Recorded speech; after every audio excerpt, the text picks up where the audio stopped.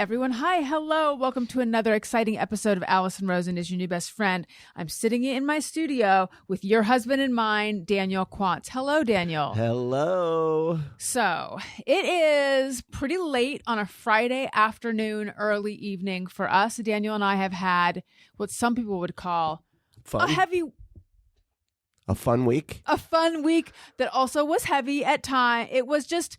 It was a lot. We have Friday afternoon energy, and I don't mean like, woo, let's go to TGI Fridays or Bennigan's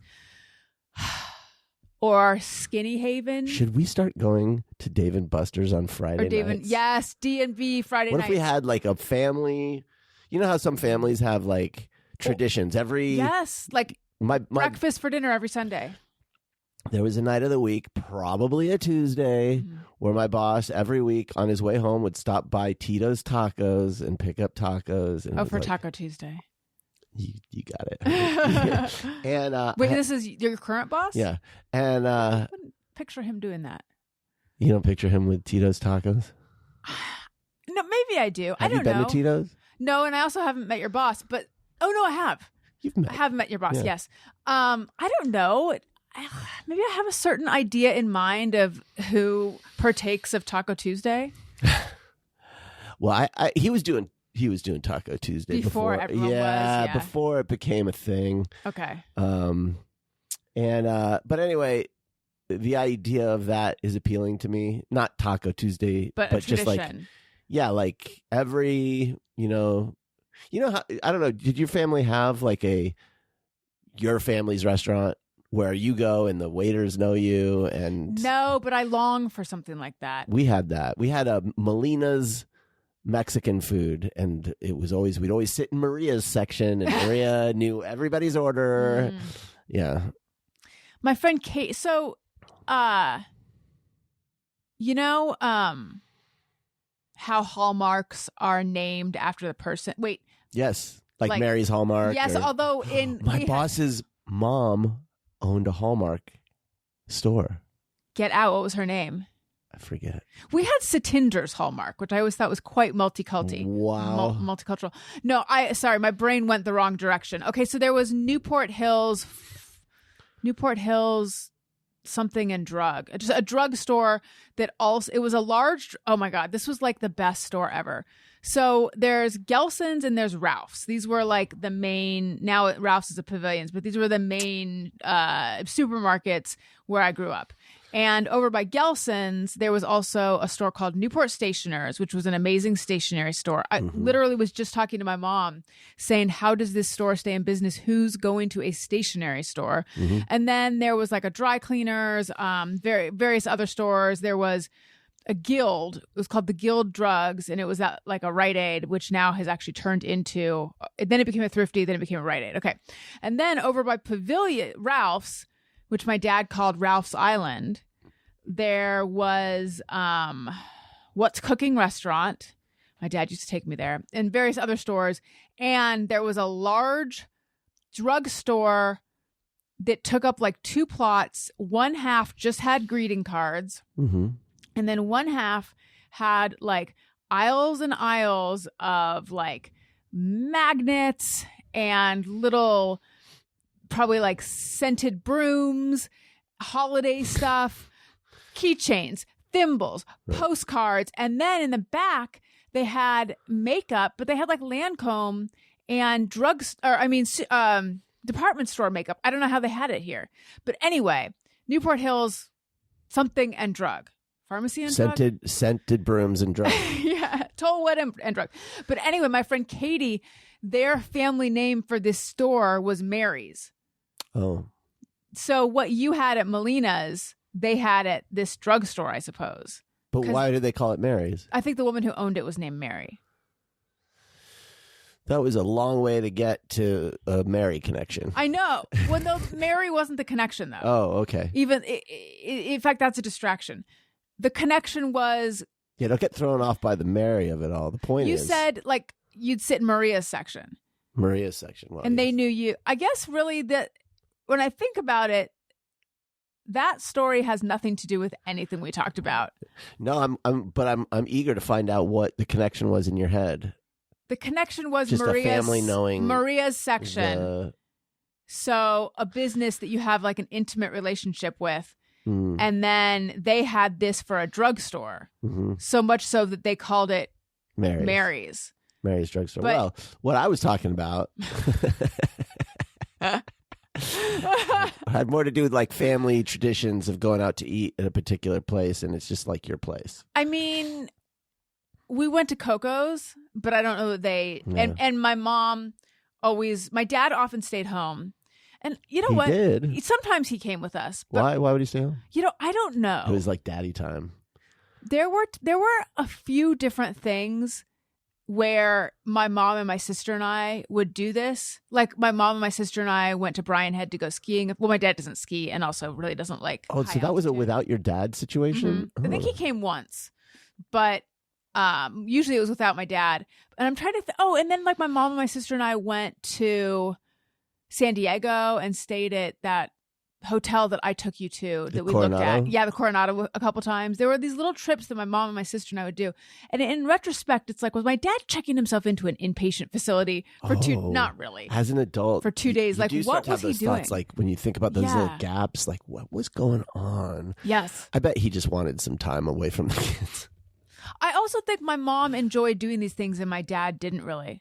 It's possible. It's possible he did, because I've been thinking I should get you It's possible he checked himself into an inpatient? No, it's possible he just wanted time away. Oh, yeah. Because I've been thinking I should book you a night at a hotel. I don't know. I should say, because you're going to turn it down, because I tried this before. And I'm going to say, like, just go and write or like be creative away from us. It's hard though, because the thing that is the most demanding on my time is work, and I have the kind of job where it's like even when we go on vacation often I have to work.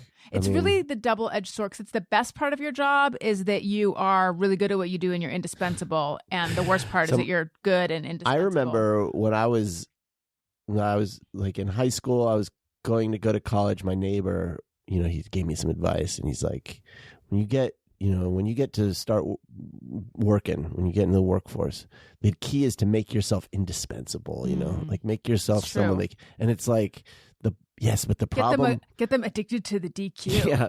The problem with that is that then you can't go on fucking vacation because you're the only one that can do a particular thing. And so it cuts both ways. I think, without going too deeply into our emotions, I think Daniel and I on this Friday afternoon are both feeling a little bit like this week has throttled the life force out of us. And that's what I was starting to say, is that we have that kind of Friday energy. But then people are listening to this on Monday morning what do people need on a Monday morning? Like 6 more hours of sleep. I don't know, what would help? I'm trying to remember when my weekends were different from my weekdays. I don't know if I've shared with the audience the radical schedule shift that I myself have experienced of late. Tell them. Do you know where I'm going with this? Tell me. I have been going to bed between like 8:45 and 9:45 every night. You and I would barely spend any time together. I know that.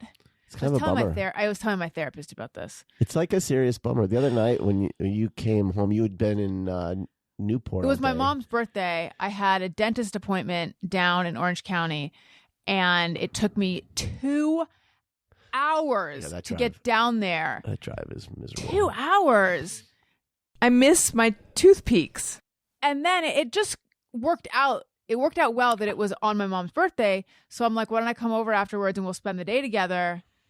Which is good. I'll miss traffic. Yeah. And then I drove back, and I got back at 9 p.m. So I was like, I got to just zip to bed. But then I missed you guys so much that day that I ended up staying up till 11 just catching up with you. Well, because you were going to go to bed, and I was like, I felt too. I was feeling like, honest. Oh, good. Because I was like, I know. But I talked to you. You and I did something we don't normally do. And I'm not talking about butt sex, which has yet to happen. No, I'm talking. Fingers crossed. You were sitting on the floor talking, right? Is that what you're going to say? No. Was I sitting on the floor? You were. I was? You were sitting in a different yes, spot. I was. Yeah, no. We talked on the phone a lot that day. Oh, yeah. I was driving and I kept wanting to call you. And then I'm like, because you and I don't talk on the phone normally, usually because we're in the same house. We didn't remember when we were just first starting to see each other, and there was one time. Yes, we've talked about that before. I'm sorry. I think about that, and I think about how poorly I handled that. So what happened was Daniel called me, and I just really did not want to talk on the phone, because I'd had a long day and I just wanted to like zone out. And also, I don't really like the phone in general. We had only really corresponded via text. Yeah. I liked phones when it was landline. Like, I was a teenager who talked to people on the phone a lot. Like a lot. Like I would, spend like 6 hours on the phone with people. I'm from you and I are from that generation, but once it switched to cell phones, like I just don't enjoy it. I think this is everybody though. Yeah. Well, it's not the same kind of connection. So there's this like, no, you talk, that thing. You can't comfortably hold it. That is a big part of it. It's like, for me, it's the part of it. Yeah. It's that talking over each other's shit just ruins it. Yeah. I hate it. So I find it taxing. But so anyway, I think I'd gotten home from Corolla. And so you called, and I would have, I hope, the healthy thing to do would have been to just say, it's so nice to hear your voice. You know what? I am so sorry, though. I am just fried. Would it be okay if we talk tomorrow? And I think you would have had no problem with that. Yeah. But instead, I didn't think I could do that. I wasn't even that in touch with how I felt. I just knew that, like, I don't want to be on the phone right now. But I had a conversation while I didn't want to be on the phone, and I was so surly. Yeah. Didn't I finally say I don't really want to be on the phone? Yeah. Yeah. For some reason, I felt like obligated. It was so weird. I did it to myself and you. But what's weird about that is, like, I feel like if you were that way with me now, I would take it harder than I took it then. And I think there was something about... Well, we were newish. Yeah, the fact that, like, there wasn't as much at stake for me then, in a way. Like, I wasn't as vulnerable yet. And so, like, if you... I don't know, if you were, like, dismissive or whatever, I might be like, what the fuck? But it'd be like, okay, but now, because you there's just very few guards up at this there's point. like no guards anymore. It's just like I can get, like, you can get all in my fucking up in my noodle and fuck it all up. I get in your noodle? Well, things can affect me more. Yeah, interesting. Like, you become more needy in a way when you become more vulnerable. That's what sucks about being vulnerable. Like, I want to, it's like the goal in life is to have no needs. That, the happiest people have no one and no needs. Wait a minute. Let's explore this though. So, because I think that's true. The more vulnerable you become, the more needy you become. I have a theory about why. Do you? Tell me yours. Well, my theory is that the stakes feel higher. Mm-hmm. And when you show someone that inner part of yourself, you are... Well, is it that you're showing someone a part of yourself that you think is unlovable? I don't know. Or maybe it's just when you are vulnerable with someone, you become more vulnerable. I mean, I think it's a matter of, like, you end up. It's like when I was single, I didn't need anything from anybody because I was providing it for myself. Like I kind of loved that phase. Like I could be alone and I could, find things to do, go out with friends or, whatever. And I wasn't like, I don't know, like there wasn't like this, I don't know. But now it's this weird thing of, like, on the one hand, I, like, desire that alone time. Mm-hmm. I miss having so much of it because it recharges my batteries. What are you saying? it's just great to be able to be with your thoughts and Yes. like be creative and not have all the distractions. But on the other hand, it's like I need the connection in a way that I didn't when I was single. And I don't know why I need it now and didn't need it then, or maybe I needed it then and compartmentalized that need somehow. But like, I never felt lonely when I was single, really, but I can feel lonely now. Just because of the pace of life, and it'd be like, oh, we haven't really talked in 5 days, and it's just like, Jesus, and you can start to feel a little lonely in that sense. Well, I think when there's a person that you love and that you're close with in your house, and you're not connecting with them, or you haven't had a chance to connect with them, that is a lonely feeling. It's I think it's the lack. That's what I'm guessing. The lonely feeling is the lack. Maybe. Like when you are single, so for me, when the period that I was single in New York, when I was like, I had gotten over whichever guy I felt sad about. And I was like, I don't trust myself with men. I make terrible decisions. I'm just going to be single and I'm going to work on myself. And I went to the gym and I read self-help books and I went to therapy and I created Alison Rosen is your new best friend. Mm-hmm. And it was this really, and I've talked about it before, but I would go to a restaurant and I would see a couple and I would think, God, I'm glad I'm not in a relationship. I know, right? But it was weird because I'm like, this is like 2 years later. When is this feeling going to go away? Usually the feeling goes away by now. Yeah. But I was like, because I had never been in a relationship before that had been healthy, my boundaries or attachment or whatever you want to call it was so messed up that the second I got into a relationship, or really the second I liked someone, everything was about them. My entire self-worth was tied up with, do they like me? Which led to, I'm surprised I had friends, and I did have friends, but it led to a lot of like, and then he said this, and then I said this, and then he said this. What do you think he meant? So much interpreting, so much analyzing, so much, what did he mean by that? And it was like, once someone liked me, it became this thing that I could lose. And I needed to maintain it. So all of a sudden I was single. My mood wasn't being affected by anyone outside of myself. And like, that was such an amazing feeling. It was so powerful and strong. I miss that somewhat. Yeah. You were like, basing too much of your self-worth on the relationship and giving too much of yourself up. Yeah. I mean, I had gone to therapy in California, and then in New York, a friend of mine was like, I think you should go back to therapy. It's like, because the second you like someone, you lose yourself. Yeah.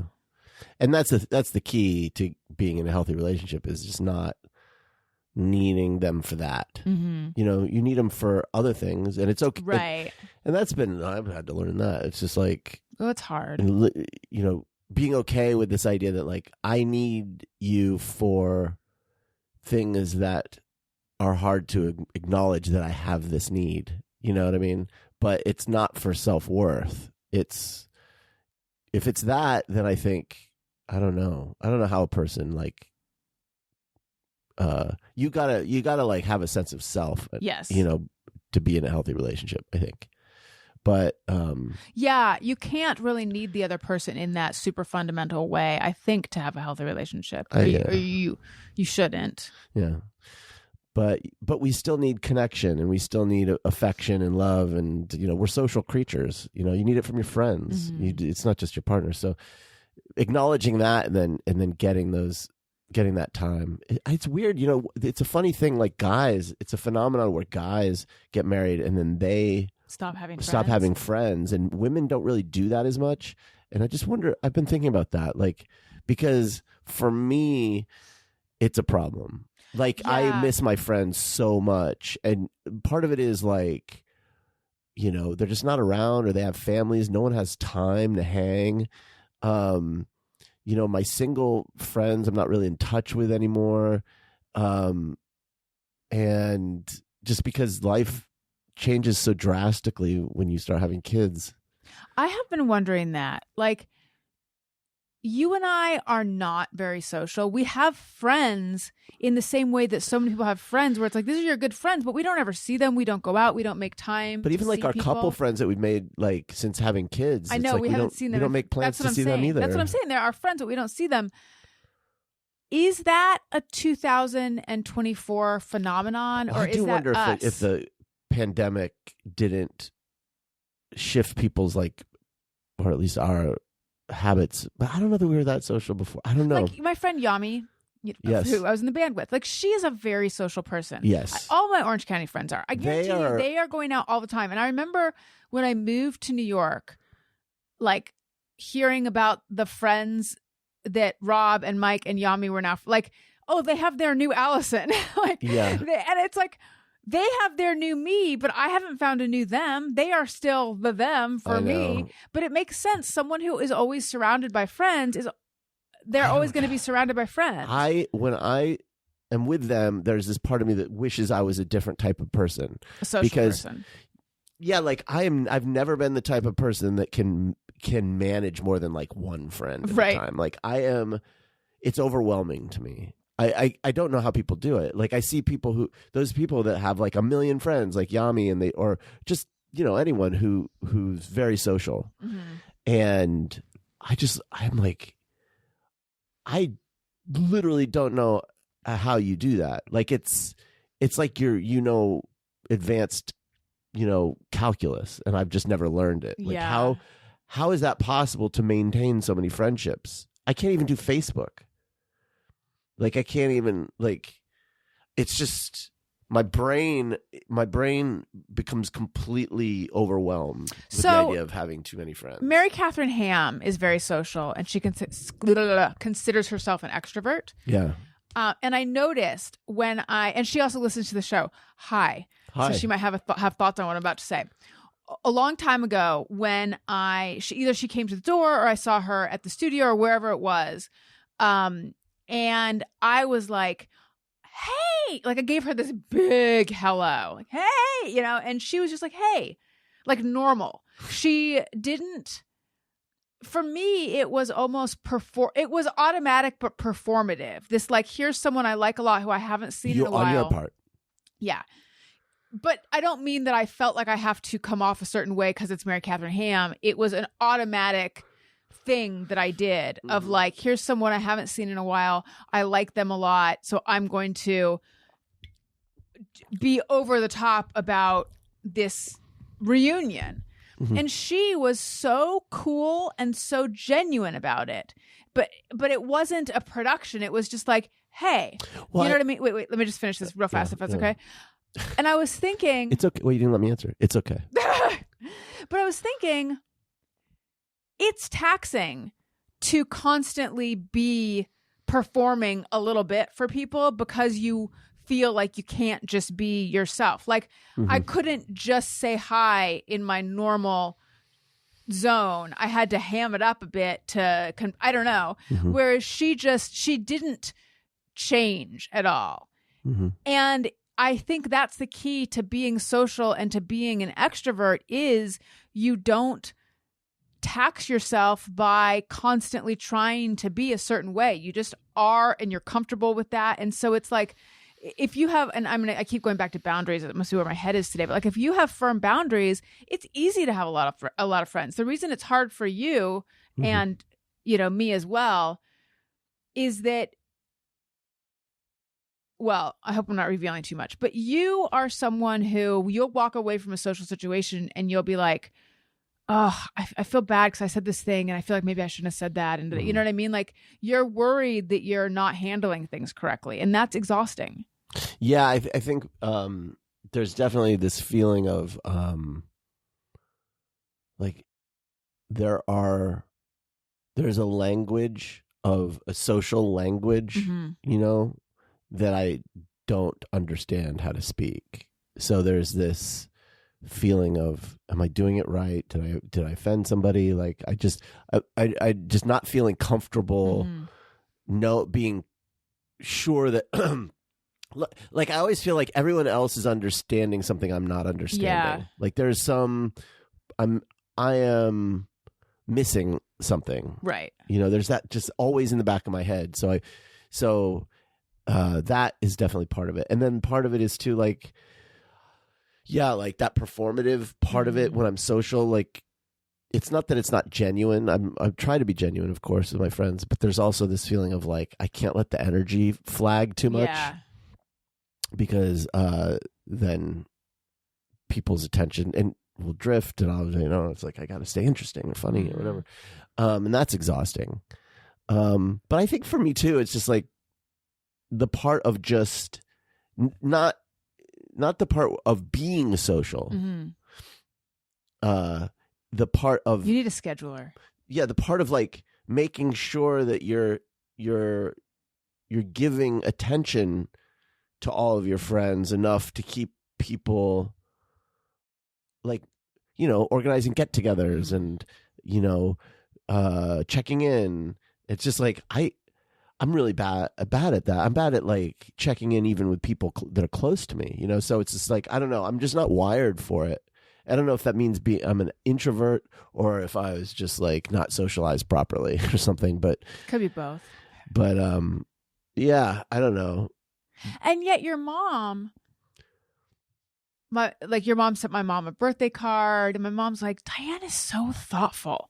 And I said, I know, I don't know how she does it. Like, she has a Franklin, what's it called? A Franklin Covey? She has a Franklin Covey planner.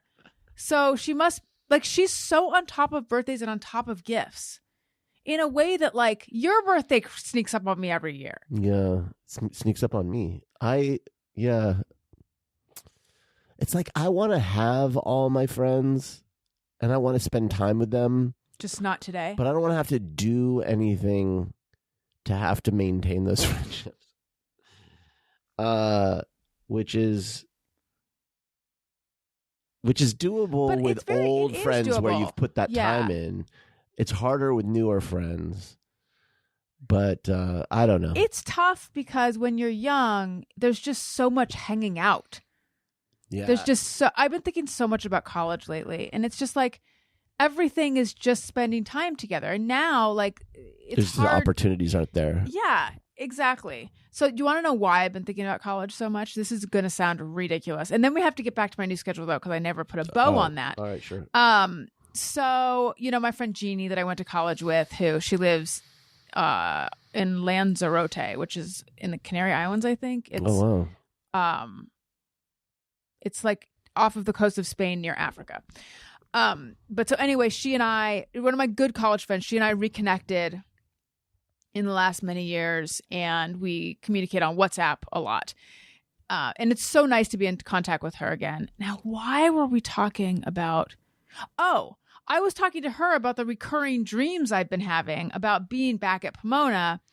And my first thought was that, I talked about this last week, that in these dreams, it's always like I'm back on campus, I'm me now, and it's weird that I'm back there, but like, oh, there are some upsides. I'll be able to spend time with my old friends, and then I can never get in touch with them. And it turns out that, like, they're actively avoiding me. And I thought, you know, maybe what this means is there's some aspect of myself from college that I want to get back to, like that innocent social creature person. Or I think it could be that with each friend that I have a dream about, there's something I feel guilty about. Like when Jeannie went to Spain for study abroad, she had this plant named Mr. Greenhead. And it was like, have you seen these plants? It was like a potato with hair. And what it is like a stocking filled with soil, and then there's like grass on the top, and it has eyes. So this is Mr. Greenhead. Okay. And she asked me to look after Mr. Greenhead for her, thinking, because I had a pet rabbit, thinking I'd be responsible enough. And you weren't. No, I killed Mr. Greenhead. I don't know why, because I remember my friend Jessica seeing Mr. Greenhead in a bowl, Mr. Brownhead, and saying, Alison, you have to water him. I just thought, I didn't know how to take care of him. So, but shouldn't she have told you? She probably did. Jessica knew. She probably did.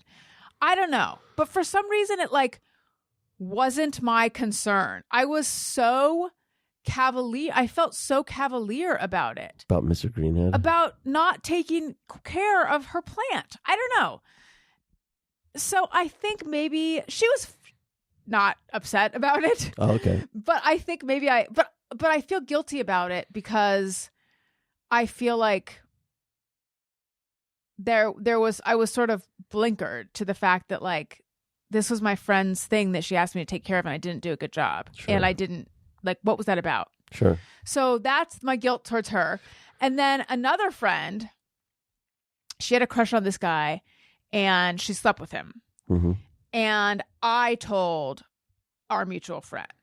And she was like, that was my news to share. Mm. And she's right. Mm-hmm.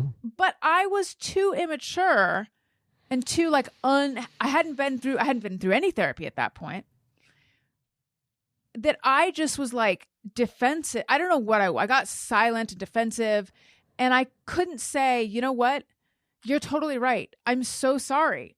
I'm so sorry. Like, I think I was sharing in the excitement, but you're right. That was yours to share. And I really wish that I hadn't done that. And I'm sorry. I get how that must feel. Like, that was way beyond my capabilities as a human being. And she came up to me at some point and gave me a hug. And she's like, I don't want to be in a fight with you. Like, she was totally the bigger person. So I don't know. I think I need to go through one by one and figure out why each friend is. So anyway, I was talking to this friend though, and she brought up, she's like, you know what I know about this guy? He liked to fall asleep with his dick in whatever girl he had slept with.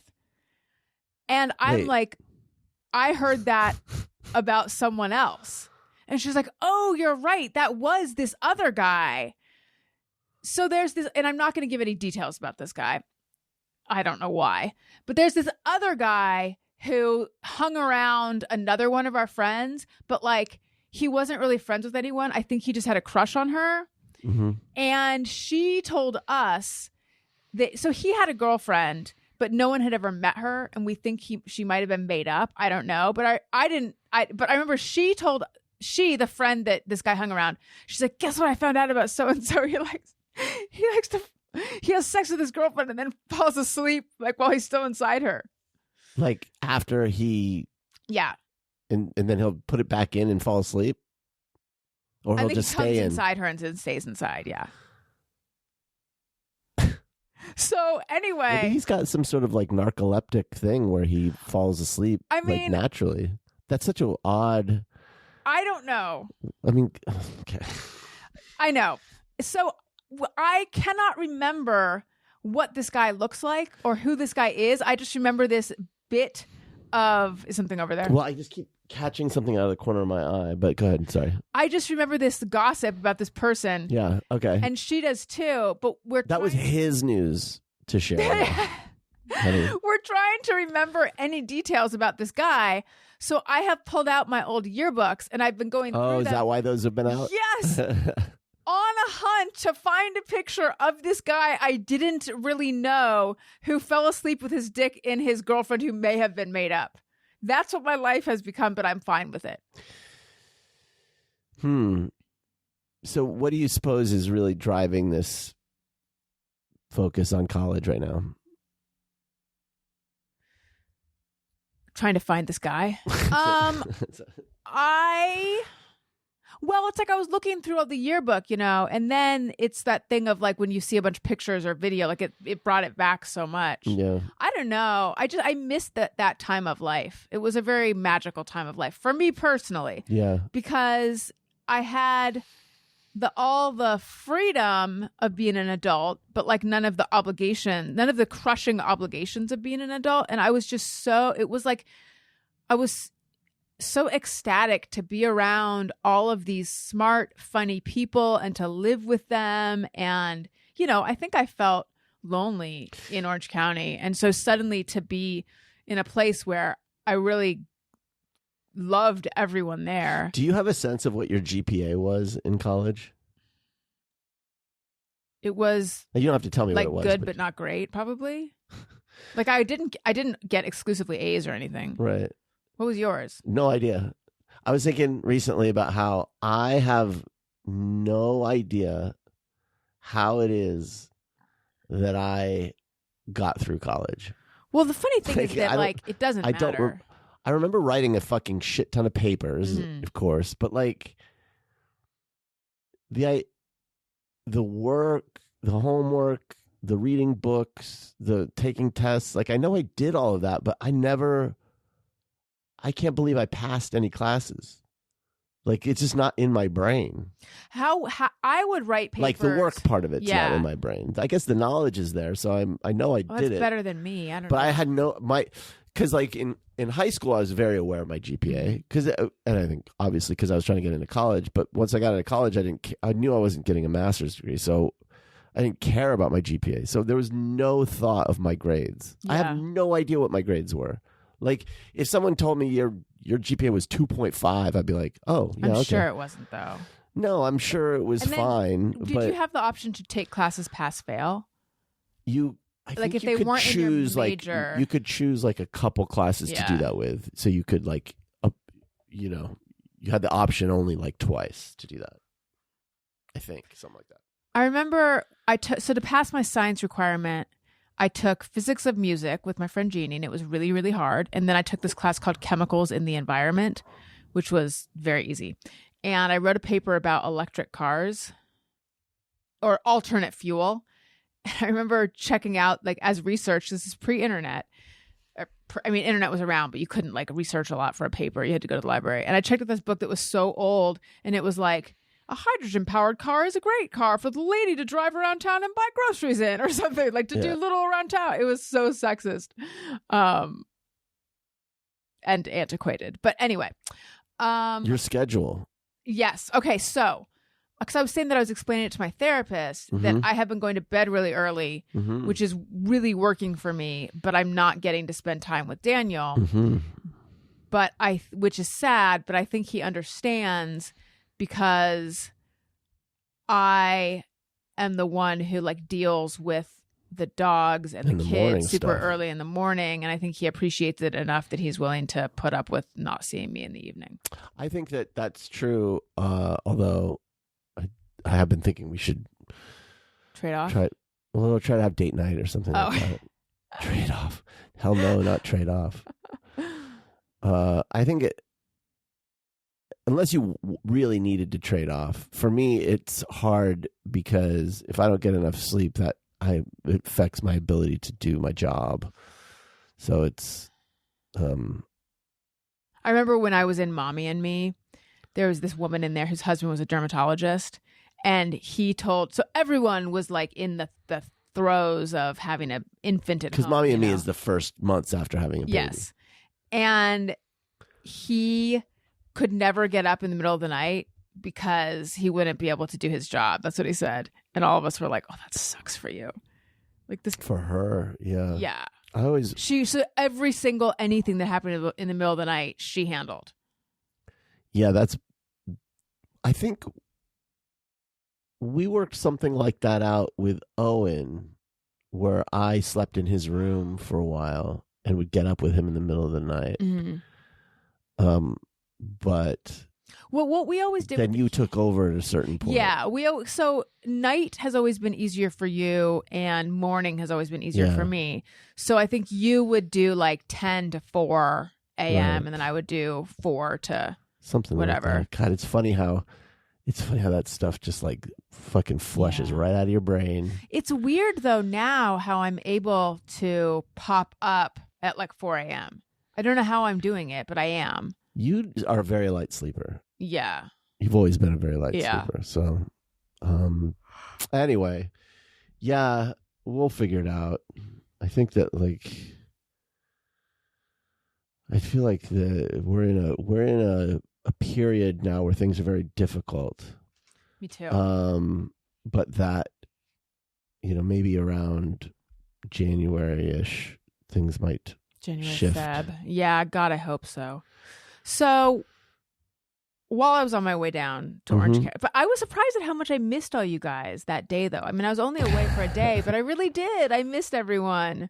Yeah. And I wanted to keep calling you on the phone, which is weird. That's how we got into all this stuff. But anyway, on the way down, I did something I've never done before. I listened to Call Her Daddy. because I wanted to hear Kamala. Kamala was on it. So is there anyone who doesn't know what Call Her Daddy is? It's this podcast hosted by this woman, Alex Cooper. It's got its start on Barstool Sports, and then it like went to Spotify, and now it's Sirius. It is humongous. Like, I think it's probably the number 2 podcast after Joe Rogan, I guess. It's why really? I think sometimes. Jesus. Sorry, the number 2 Spotify podcast. Oh, But I mean, it's why Kamala went on it, that she can reach. It's the number 1 show for women 18 to 24. Yeah. So, excuse me, it used to be Alex Cooper and Sophia Franklin, and then they had this big falling out or something. Does and then Sophia have her own show? She did for a while. I don't know if she still does. Oh man. You know what? I had listened to it before. Not all the way through, but I had listened to it and thought, this is inane. I can't believe. And as the host of an inane podcast, it has to be really inane for me to go, oh my God. But yeah, I was like, I can't with this. Why? I can't believe that this is what they want to listen to. This is so popular. Oh my. So, I have to admit, when I talk about this podcast, it's coming from a place of, it's not coming from a place that's without bitterness, jealousy, and resentment, because You're human. Well, I am one of the OG, if not the OG, female podcaster in the space, popular interviewer, etc. I think I could name you like 12 to 20 people right now, I'm sure, if not more, who are like, in an alternate universe, Kamala might have come on my podcast, you know? But what soothes me the most is to think, sure, I'm like, oh man, but probably whoever's like the number 3, 4, and 5 podcast, they're the ones who are really like gnashing their teeth over the fact that Kamala didn't go on their podcast. Yeah, I mean, I wonder, the podcast rankings are usually populated with a lot of like newsy or, so you've got like the New York Times podcast, you'll have some NPR I'm stuff. sure Pod Save America right now is like, hey. Maybe right now, but in terms of like politics, the top podcasts are all like right wing. It's all like Ben Shapiro and those, horrible things. But and then I actually, after listening to it, then I listened to a few minutes of Megyn Kelly's podcast about it, and I actually found myself like more entertained by that. And I was like, "What? She's awful. I know, but she's like not a terrible broadcaster. No, she's really talented. I think that's why it's. I think that's why people are so pissed at her. At Megyn Kelly, people on the left, because it's like she is very talented. Yeah, and there's this feeling of like, you shouldn't. She said some things that I didn't disagree with, though. So I was surprised that I agreed with them. I watched a clip of her today talking about. So, USC, where I went to school, has the cheerleaders they're called the Song Girls. And the reason they're called the Song Girls is because there used to be a group of guys and they were the yell leaders. Don't know why it wasn't the yell guys or something, but yell boys. There wasn't an integrated cheer squad at USC, and the Song Girls are kind of iconic. They're sort of one of the sort of iconic parts of USC, especially football. They have these sweaters and it says USC and these skirts and they do all the pom-pom stuff, and it's just part of the whole like pomp and circumstance of USC football. The pom-pom. Yeah. And I guess the university very quietly recently, like weeks ago, changed them not from Song Girls to Song Leaders.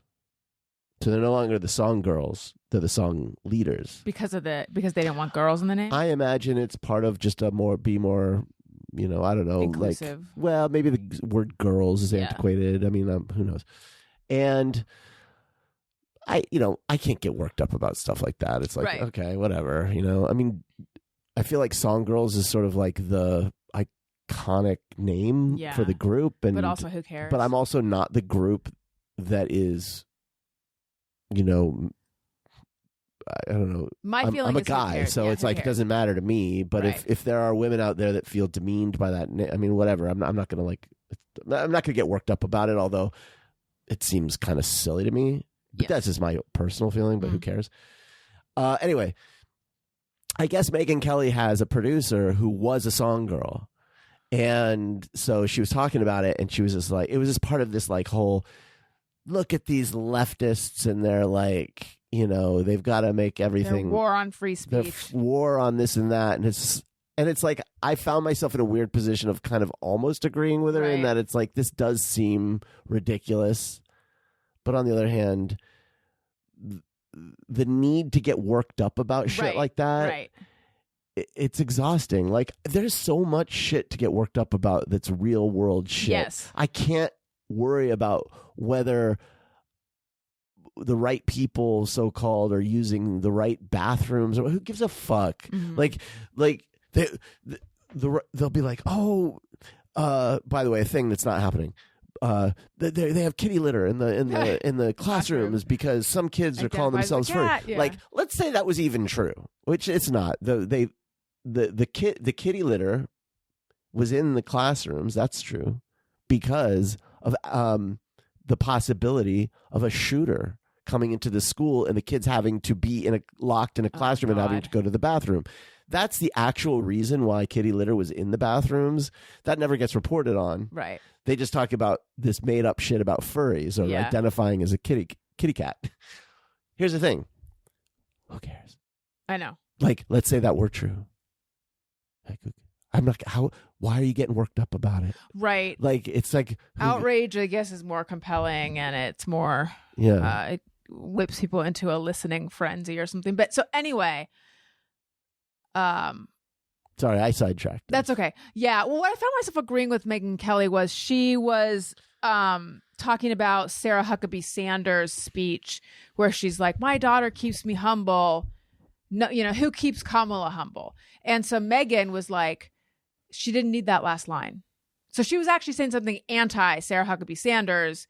So I did agree with that. And then she was saying that, you know, I don't know if you heard this clip, but so on Call Her Daddy, they talked about that moment. Sarah Huckabee Sanders moment? Yeah, saying like, without children, who keeps Kamala humble? And then, so Alex asked her about that, and Kamala's like, you know, first of all, I don't know if there's a whole bunch of women looking to be humble right now, or something like that. She supports Donald Trump.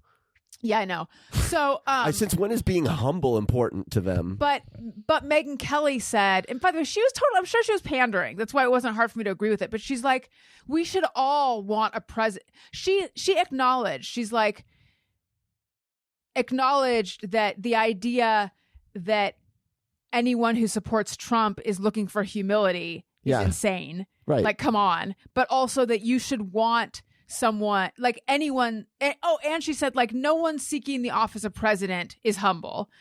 But also, like, we should want them to want to be humble. Like, that is a good quality. So she was actually like making some. But there's no evidence that Kamala is not humble. I'm just saying. Give me a second. Yeah. I'm just saying. I understand the seduction of Megyn Kelly in that. But in listening, I was like, she's not totally crazy. I find she's saying some things that are sort of common sense, and then next thing you know, I'm listening to Ben Shapiro or something. I'm just saying how you can get sucked in a little bit. That's not the point, though. Right. Can I? I don't want to. No, go ahead. Can I talk about my reaction to the Alex Cooper interview? Yes, please. Okay, so first of all, she starts with this intro where she's like, you know, I really went, as you know, I don't really talk about politics. My show is about, and then it was very self-aggrandizing. It was like, my show is about mental health, sex, sexuality, like all of these very big, grandiose things, which, like, is her show really about that? Maybe. But it was very like, well, the part it was like, you love yourself some you, don't you? The part that struck me is you're about to say, okay, good.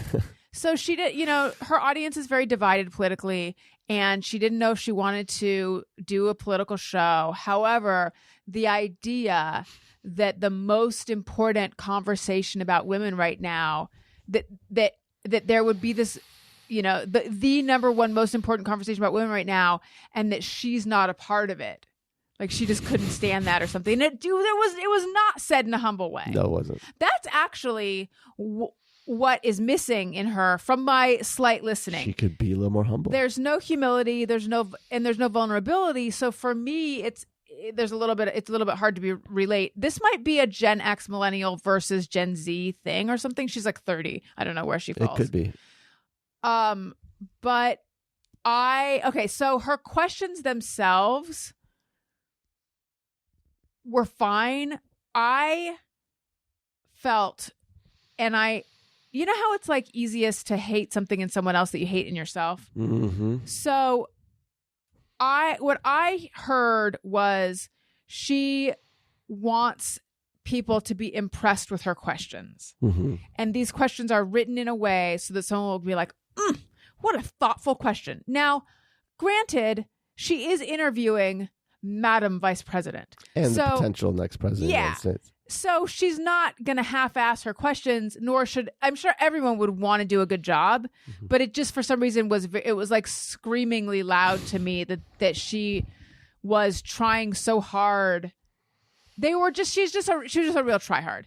Yeah. Also, and this is something that I work on myself, or of late I've had an epiphany about it a bit as an interviewer.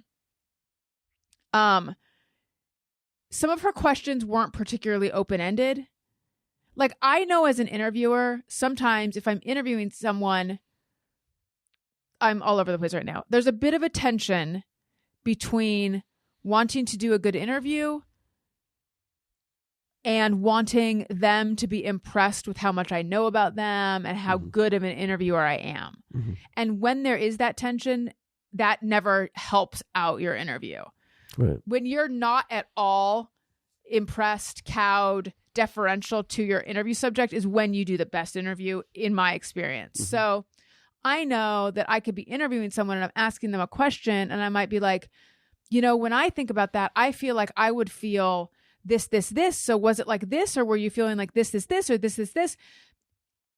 And I'm trying to impress them with how much I am already relating to how I imagine they felt in that moment. Sure. And so they might react with like, yes, exactly. Right. But a better interview question would be, how did you feel in that moment? Right. Like a therapist would ask. Right. But I feel like to ask it such an open-ended question is too intrusive. So sometimes that's why I'll sort of like pre-populate the answer field for them. But I wish I didn't do it. And I found her doing that a little bit. Like, she would have been better served by just asking open-ended questions. Yeah. I mean, how old is she? Like 31 or something? She's 30, I think. Yeah.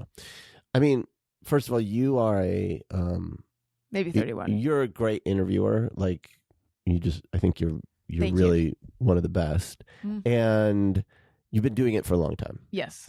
And, like you would have, in my opinion, I don't think it's just an opinion, I think it's an objective fact, would have had an amazing interview with Kamala.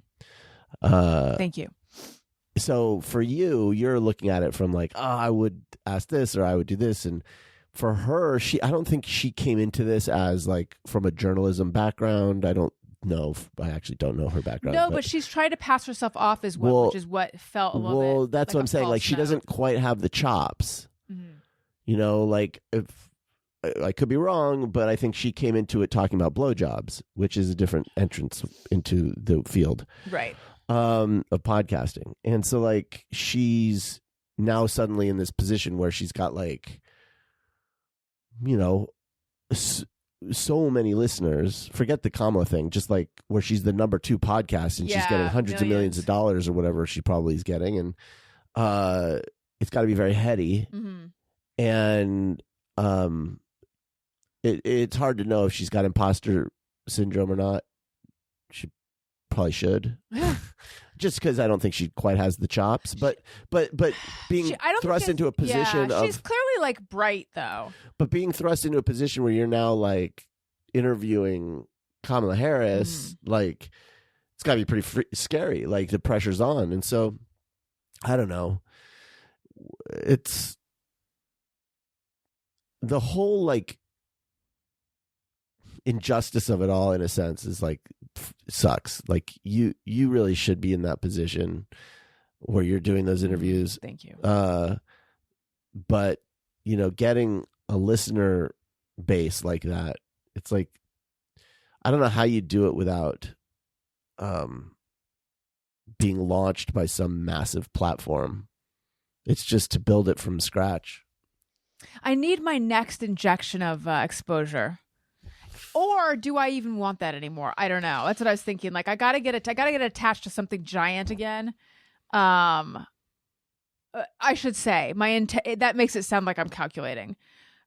When getting on the Corolla show, I wasn't like, I gotta get attached to something giant. But in retrospect, it's like, I am very clear-eyed about the fact that was a huge platform. I owe a ton to that, and it was a lot of exposure. You don't have a lot of money to market yourself. To Right. market something, I don't do any marketing. To market something, exactly. To get what marketing is just like tapping people on the shoulder and letting them know about a thing. That's why I always say, tell your friends and subscribe them. Exactly. And so, like, without money, then you need to be exposed to an audience, and the only way to do that is to get in front of an audience, and that's the challenge, right? So it's like you could, but the whole humble thing to me. Back to that real quick. Okay, I feel like that's some internalized sexism, of course, because. Again, no one ever. Liked Kamala's answer. I don't know if I said this. I thought it was like, I thought Kamala did a really good job in the interview. Well, what was her answer? She said, I don't know if there's a whole lot of women looking to be humble right now. And then she said something. Oh, she said that she mentioned her stepchildren. And she talked about that. Yeah, like no one ever asks if a guy running for president is humble enough. Right. I mean, look at our fucking candidates, for God's sake. Like. The fact that Sarah Huckabee Sanders could be saying that with a straight face when she's supporting Donald Trump is the height of absurdity. But I actually don't think that. I mean, I do think there's some bad faith to it, but like I do think she actually feels that way, because I bet for her, as a woman in politics, she does feel like she has to like act humble, and so maybe resents not seeing that in another female politician. But it's like, but you shouldn't have to perform humility. Right. Like, the question shouldn't be, I mean, yes, of course you want people that have humility, of course, but like, I don't know, like, isn't that exemplified through empathy? Like, if you see someone be truly empathetic, doesn't that imply that a person understands like their place against, when matching up against other humans? Like they understand other people's pain. I think it was just a dig at someone who doesn't have her own biological children. Right, which is a thing that they've been hammering on anyway. Right. So listen, it's time for us to end this show. But I want to remind everyone, patreon.com/Alison Rosen. I did an episode about weight and weight loss, and it brought in so many new and returning alley gang people. I call them the alley gang now, because you guys didn't know that she's called you that this whole time. Yeah, she's got her daddy gang. I've got the alley gang, which is awesome. And I'm going to do a part 2 because that episode got cut off. So it's a bit of a cliffhanger. It actually. So I finally listened to it, and now I know what got left out. So there's going to be a part 2 of that. Lots of other fun stuff on Patreon, patreon.com/Alison Rosen. And then my Substack. AlisonRosen.substack.com. I've been telling the story of how I ended up on the Corolla show. There's all the gossip that you would want is in there. But then also, when I saw my mom on Wednesday, she said, my skin looks really good. And she asked what I've been using. And I told her. And then I said, would you make me a list? And I said, yes.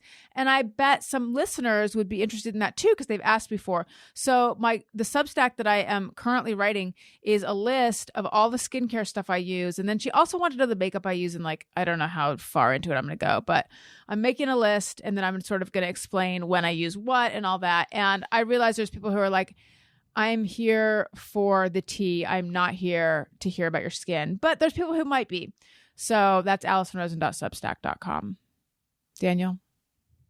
Sounds great.